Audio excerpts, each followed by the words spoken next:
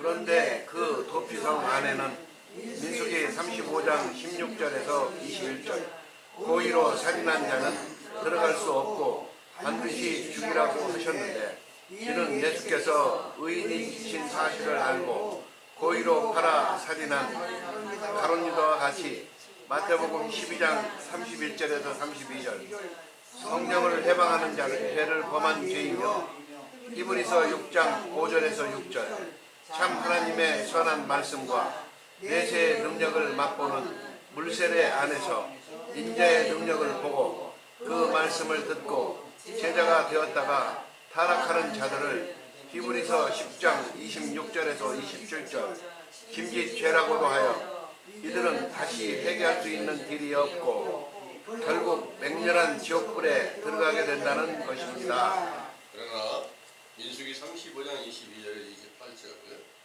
원한 없이 모르고 살인한 죄를 범한 자들을 건져내어 도피성으로 보내서 대제사장의 죽기까지 그곳에 있게 하다가 대제사장이 죽은 후에는 자기 산업의 땅으로 돌아가라고 하셨는데, 이는 마태복음 12장 31절에서 32절 모든 사람은 첫사람 아담의 죄를 범하였으므로 인자를 해방하고 거역하는 죄에 속하여 모르는 상태에서 인자를 십자가에 못 박은 죄를 짓고 있었던 것이죠. 상기의 사실을 깨닫고 회개케 하는 세례 요한의 교훈이 말라기 2장 5절에서 8절 너희에게 세운 생명과 평강의 언약이므로 물세례를 받는 것이 도피성으로 피한 것이며, 그 가운데서 히브리서 3장 1절 영원한 대제사장이신 예수께서 모든 율법을 완성하시고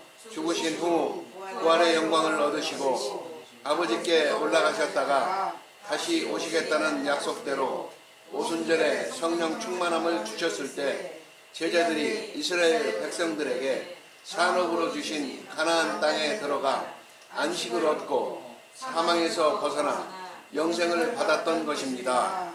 그러나 사도를 배도한 자들은 민수기 35장 29절에 34절 제대로 판단한 율례대로 고의로 살인한 자가 되어 도피성인 물세례를 받을 수 없으므로 악령에 미혹되어 다른 복음을 만들어 천주교로 세우고 사도들의 길을 쫓던 제자들을 몰살시킨 이후 오늘날까지 예수 그리스도의 복음을 믿고 영생의 구원을 얻었다고 하지만 고린도후서 13장 5절 확실한 증거가 없으므로 실상은 버려져 있는 것이죠.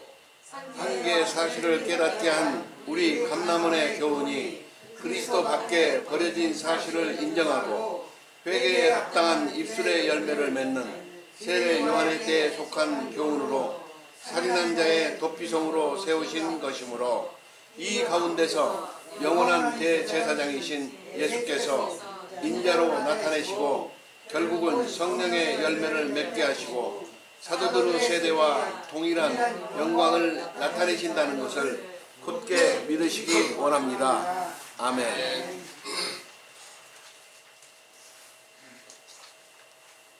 잘 들으셨습니까? 아멘. 네. 이 말씀을 이렇게 자세히 성경의 여러 증거들을 통해 살펴보니까 여러분들이 의인이신 예수님과 선지자들을 죽인 살인자였다는 걸 혹시 인정하시는가요? 아멘. 예. 인정치 않으신 분도 계시나요? 예. 하나님의 모든 성경의 증거들은 반드시 빠짐없이 그대로 다 이루어지게 된다는 것을 여러분들이 믿으시죠? 아멘. 예. 그러면 여러분들이 바로 의인을 살인한 죄를 범하고 그 살인자가 되었다는 사실을 인정하게 될 때 바로 그 죄를 자복하고 회개하고 되씻김 받기를 원하는 소망을 하나님께 간구와 소원을 드렸을 때 그것은 반드시 하나님께서 때와 시기를 통해서 주시는 모든 그 기도를 다 들으시고 응답해 주신다는 것을 꼭 믿으시기를 원합니다. 예. 실제 이 세상에서 살인하지 말라는 계명을 실제로 육체를 죽이지 말라는 그런 명령으로 교훈을 베푸는 것을 알고 계시죠?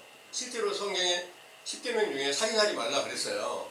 그러면 그 살인하지 말라는 그 명령을 전할 때 사람 죽이면 안 돼. 그래서 여호와 증인 같은 경우에 절대로 군대를 안 가, 총을 안 잡아. 그러면 아주 의로운 것 같아 보이잖아요. 절대 죽이는 일 없으니 전쟁 안 하니까. 그런데 그들이 만약에 대한민국이 전쟁이 일어나서 큰 어려움을 겪고 전쟁에 피해서 많은 사람들이 죽고 그들도 죽을 수 있잖아요. 그런데 그것하고 성경과 비교를 해서 성경을 정확하게 이해해서 어떻게 하는 것이 하나님께서 원하는 것인가, 이것을 알지도 못하고 외식적 교훈으로 살인하지 말라 그랬잖아. 그럼 군대 안 가. 이렇게 교훈을 베푸는 것은 전혀 성경과 상관없는 것을 꼭 믿으시고요. 그것들이 얼마나 다 가증한 외식적 교훈인가를 여러분들은 충분히 이해하고 그들의 영혼은 다 이미 사망에 다 머물러 있다. 그리고 그들만이 아니라 하나님의 계명을 올바르게 지키지 못한 모든 사람들이 다 영적으로 보니까 살인한 죄를 범하고 그 죄의 싹스로 사망의 권세 안에 갇혀져 있다. 여러분들 안에 예수 그리스도의 생명이 살아있지 못하면 영적으로는 사망의 권세 안에 있다는 것을 알려주시고 있다는 것을 믿으시기 바랍니다. 그래서 본문에서 말씀하시는 내용은 형제를 갖다가 미워하거나 미련한 놈이라 하거나 어리석은 놈이라고 하거나 이런 사람은 다 지옥불에 들어가게 된다. 또 공회에 잡히게 된다 그랬어요. 그 공회가 뭐며 지옥불은 어딜까요? 공회에 잡히게 된다고 했는데, 공회는 그때 당시에 외식하는 유대인들이 바로 왕도 있고 또 제사장도 있고 서기관도 있고 그들끼리 그 장로들의 모의회가 있어요. 그래서 그들이 이제 서기관들이나 제사장들이나 이런 모든 공회가 있는데, 그 공회에 잡히게 되면 결국 어떻게 될까요? 영원히 다 결국 예수님을 십자가에 못 박아 죽이는 그런 죄악을 다 범하게 되겠죠. 그러다 보니까 공회에 잡히게 된다는 말씀은 반드시 또 지옥불에 들어간다 그랬잖아요. 그럼 지옥불이 어딜까요? 또 지옥불이 불로 활활 타는 것인 줄로 이렇게 보여지잖아요. 근데 하나님의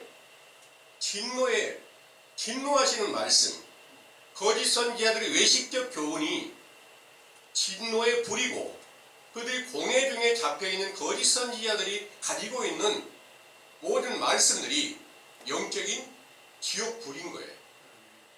그러면 그 지옥불에 갇혀있는 모든 사람들 전부 다 육체는 왕의 자리에 있는 사람도 있고, 제사장의 자리에 있는 사람도 있고, 서기관의 자리에 있는 사람도 있고, 장로가 되는 사람도 있고, 여러 많은 그런 바리새인들의 모든 회를 장악하고 있잖아요.